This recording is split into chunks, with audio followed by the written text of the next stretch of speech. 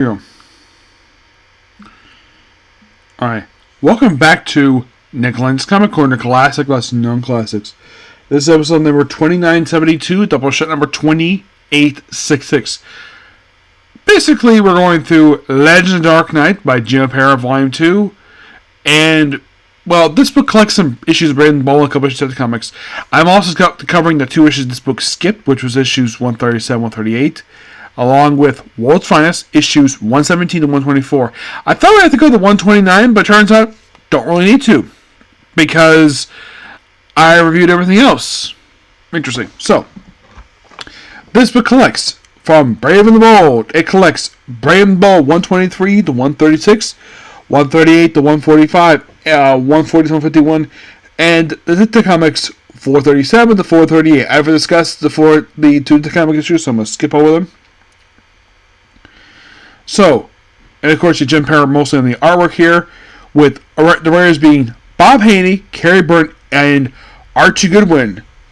The book covers time period of December of 1975. And it looks like this book is publishing once every 2 months. Yes. And then the last issue of Brave and the Bold came out in this book, came out in June of 1979. So roughly covers about 4 years worth of comics. The first story here, he teams up with two people in this issue. Teams up with Plastic Man and Metamorpho. Yep, a Bob Haney story. Or it's basically like more like Batman stuff per se with Brave and the Bold.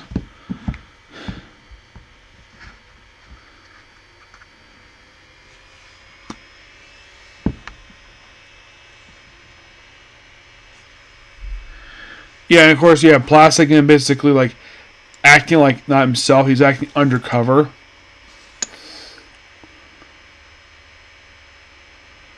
Somehow he recognized them.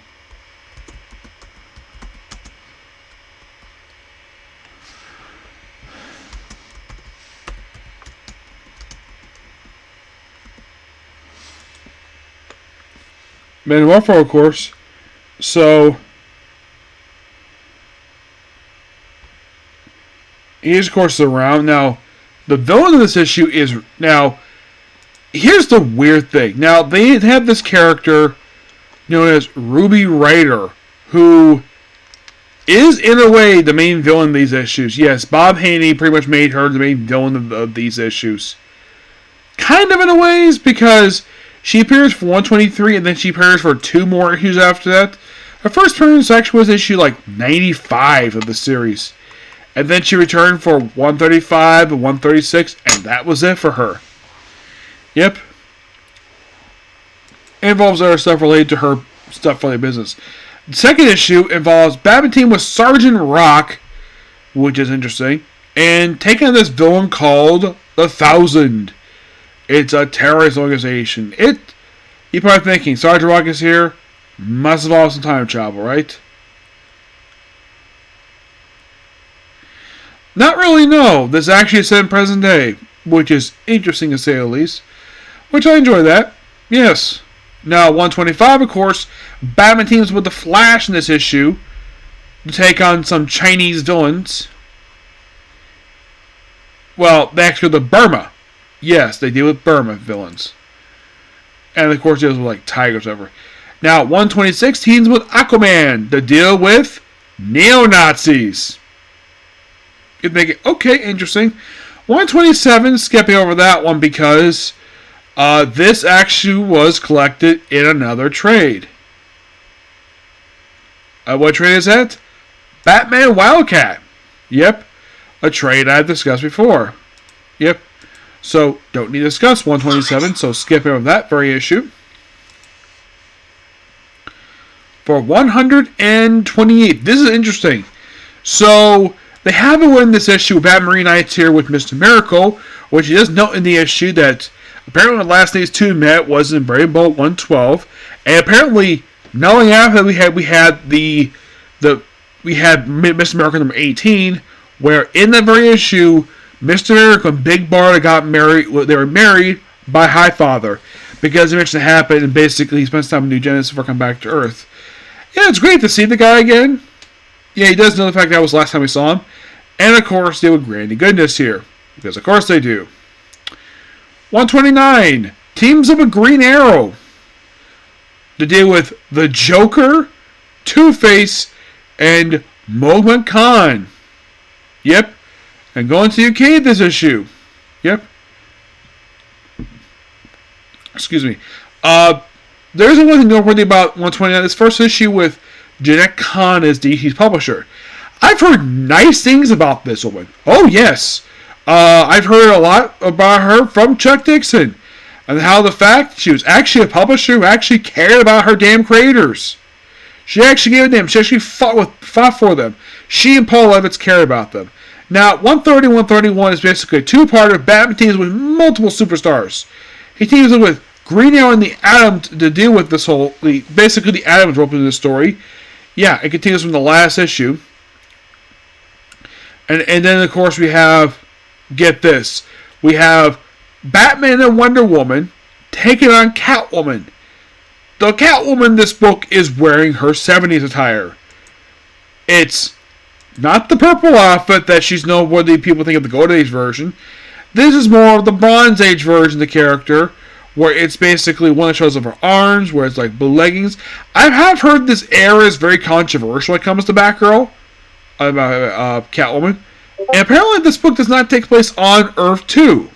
This is Earth 1. Apparently this book takes place on Earth 32. And the reason why that is because Catwoman kills people. Yep. And then of course we have in the very next issue, where Batman teams up with Richard Dragon. Yes, in a Kung Fu epic story, which is awesome. And this something is really cool about this issue. This actually is the first DC comic book to use the Bullet logo, which recently they brought that back recently. Oh yeah, a logo. People love this logo, and I know that James Gunn actually was praised for bringing this logo back, which good on him for doing that. And then we have issue 133, where Batman teams up with Deadman. Of course, Jim Paris has some history with Deadman, so of course, basically throw Jim Builders in here, which I thought that was really cool. And most, of course, there was some assassins in this issue. Excuse me.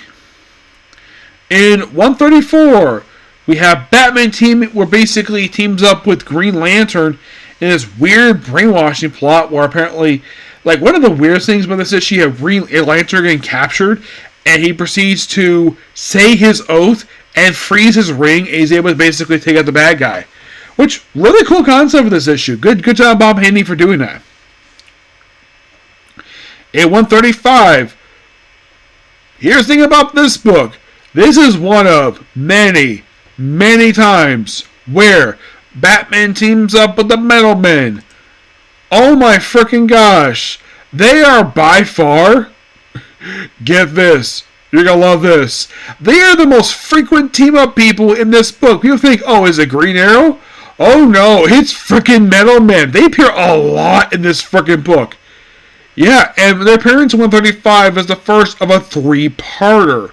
They last appeared in 137. Actually, it's a two-parter. They do appear one more time in this volume, 136, and that was last you saw of them. Mostly put, this deals with the whole Ruby Rider thing. At one point, basically, where you have basically them being arrested, but basically they're free by Will Magnus. And then the very next issue is with Green Arrow, where, yeah, we say goodbye to Ruby Rider. Yes. Where we never see her again. Not sure why, but they do. Let's talk briefly about 137. This issue was not collecting the trade, but I'm going to talk about it anyways. 137, the reason why this wasn't collected in the trade, here's the obvious reason. It wasn't drawn by Jim Aparo. Oh no, this is drawn by John Cohan. This is basically Batman team with Demon to take on this enemy of the Spectre known as Shah-Z, who made his debut in issue 75 of this very book, and this was his return. Yeah, it's like Bob Haney brought this guy back just to die. And no, it's not due to the racism of this villain. That's not the reason why. It's due to the artist, basically, for that. Back to 138. This one has basically where Bat and Mr. Miracle take on some guy called Cosmo. There's basically some volcanic issue. There's like a little James Bond this book, which is really good. Next issue has Batman team with Hawkman. Yep, Hawkman, issue 139. They take on some guy called Borgon. Which, I always love when Hawkman teams are characters. Batman's the most interesting one. And then once again, we have another team with Wonder Woman in issue 140, where there's a guy called Morgan Tracy in the book, who is he is a recurring character from Wonder Woman. And in case you're curious, was this his sole appearance in Rainbow? Yes. Yes, it was. He's basically a creation of Robert Kanigher. Yeah, basically deals with people trying to brainwash gorillas. Yep. In 141, Batman teams up with Black Canary to take on the Joker. Yeah. Little fun fact, the last time Black Canary teamed up with Batman was back in issue 102, I think it was, where the cover of the book was basically her parachuting into the action. That was the last time she appeared in the book. And then we have another team with Aquaman, second time team in these issues, which I'm not surprised that Jim Aparo have Aquaman appear in this book, because here's the reason why. During the Bronze Age for Aquaman, Jim Aparo was in fact the artist for the book with Steve Skeets on the writing. So it makes perfect sense to have Aquaman appear here. Yep. And of course, they got Scooby-Doo and Bandits. Which, loved this issue, by the way. Now, basically, the backup story of this book was not collecting the trade, for the obvious reason. Now, here's the thing. 143 and 144 is a backup featuring the Human Target, which I believe this is coming off his run from Action Comics. Yeah, it is. It continues from the Action Comics run, which it isn't a lean wean, but for some reason DC chose not to collect it in the Tales of DC Universe trade. Not really sure why, it's just that's kind of how it is. Yeah, simple, but basically the whole thing with these two issues, this one, the Canary, and the following issue, this simply puts it's a continuation of what Lady was telling in the pages of Action Comics as a backup feature. But 143 teams up with the Creeper to take on some organized crime members. For 144, teams up with Green Arrow to take on some Knights. They got a guy called the Gargoyle. Who is the Gargoyle, you might ask? Why, he's an old villain of the Teen Titans, but his real name, well, you may know him as basically the guy who helped indirectly create the Teen Titans, Miss Twister. His real name being Bromwell Stick. Yeah, he's a bizarre character. Yeah, basically it's like, oh, take on Merlin. Not really. In 145, Batman teams up with the Phantom Stranger to deal with other people, and of course, basically, like, yep, they're coming about to the Batcave. But it's a very interesting issue. In case you're curious, ask this question: Jim Aparo ever drew this character? No. No, I'm not talking about Batman. I'm talking about basically Phantom Stranger. 146 teams up with the Unknown Soldier. And yes, this book does involve time travel. Oh yeah, definitely. Yeah, but it's an Earth 2 book. And this is another issue not drawn by Jim Aparo. This is drawn by Romo Takal. Yep.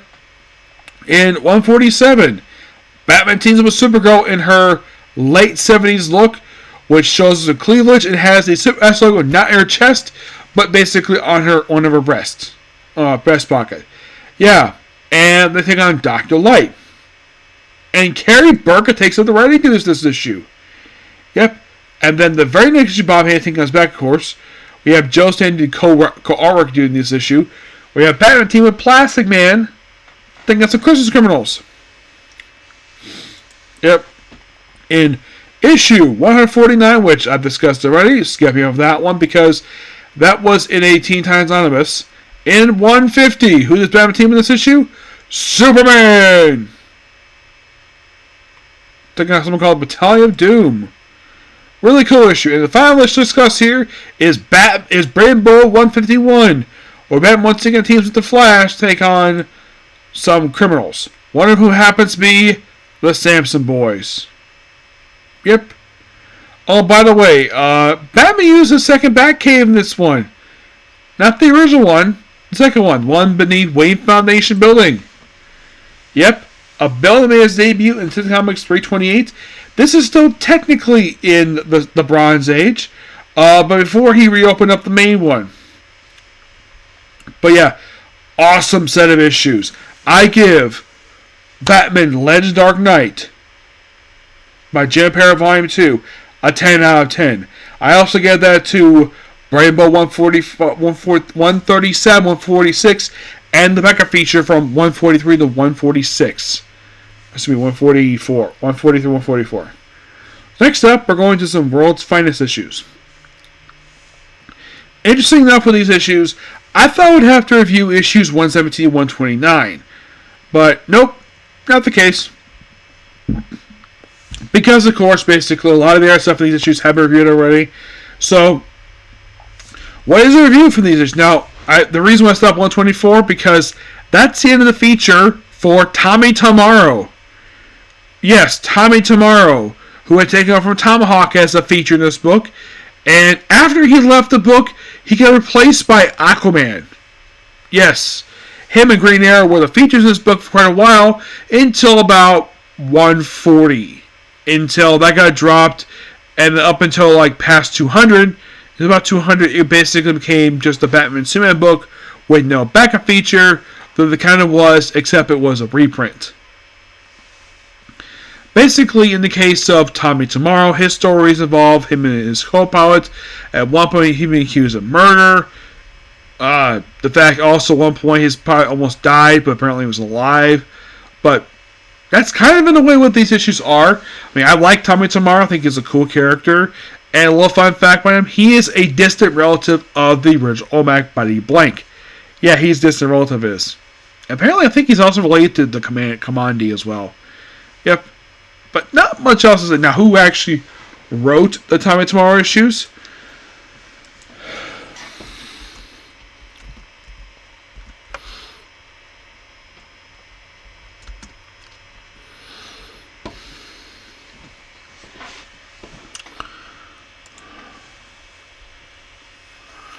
The creator writer for Tommy Tomorrow was nobody. Yep. For some reason, Tommy Tomorrow was not didn't have creator writer for the stories this year. His co-pilot was Captain Brent Wood, who was a character brought over from his feature from Action Comics. Yep. But Brent only appeared a couple times in these issues. But yeah, by 124, he was done. Yep. Because there's a lot of really good, fun sci-fi stories when it comes to Tommy Tomorrow.